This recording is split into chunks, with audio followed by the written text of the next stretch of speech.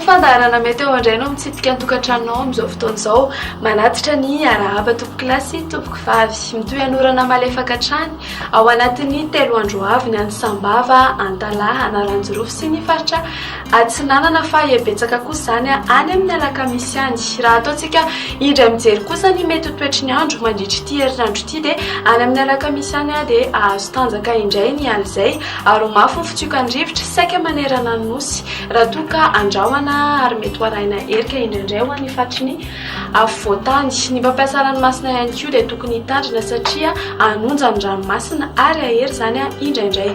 Raha mahakasika ny maripana dia ny maripana ambony indrindra no nahitana fidinany satria dia tafalatsaka hatrany amin'ny 20 degré Celsius izy amin'ny farany herinandro any. Jerentsika ary natsipiriany amin'ny mety toetry ny andro ho an'ny rahampitso hoe ny maraina dia hilatsaka ny orana ny any Sambava, Antalaha, Analanjorofo mahazo an'izany ihany koa aty amin'ny faritra Atsinanana hazo zavotany na andianjavona voamaraina ny atitany Menabe sy atsimo andrefanindra toka andrahoana ny andro amin'ny ilany Atsinanana ny faritry ny afovoantany ny aty avadivavy vonany mahazo an'izany ihany koa ny any aloatra mangoro any fa isava miandalana eo ihany zany ary fandimy andrahoana sy ny masoandro any faritra sisa. Raha ho an'ny hariva kosa indray dia mbola mitohy hatrany ny orana ny Sambava, Antalaha, Analanjorofo sy Atsinanana fa ibalika be ny masoandro na ifandimy amin'irahona zany ho an'ny faritra sisa. Ny maripana voavinavina ho ambany indrindra ho an'ny rapitsy dia 10 degré Celsius hitantsika tia vakina karatra ho antsika eto Analamanga kosa dia eo amin'ny 12 degré Celsius eo ary ho anareo any Fianarantsoa dia eo amin'ny 12 degré Celsius eo.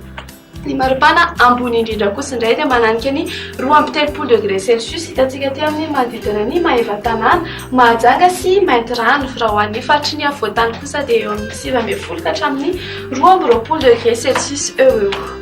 Jerentsika manaraka izao ary ny mety ho toetry ny andro ho an'ireo tanan-dehibe sy nosy manodidina. Anao orana tandrifondrahona mety ho arahi-kotrika ny any Paris, azo orana tandrifondrahona kosa ny any Maurice raha toka ho avy ny orana any Bangkok, ny andrahondrahona ny andro any Nairobi fa ifandimy andrahona sy masoandro any Milan, Johannesburg sy Comores ary Seychelles torak'izany any koa any La Réunion.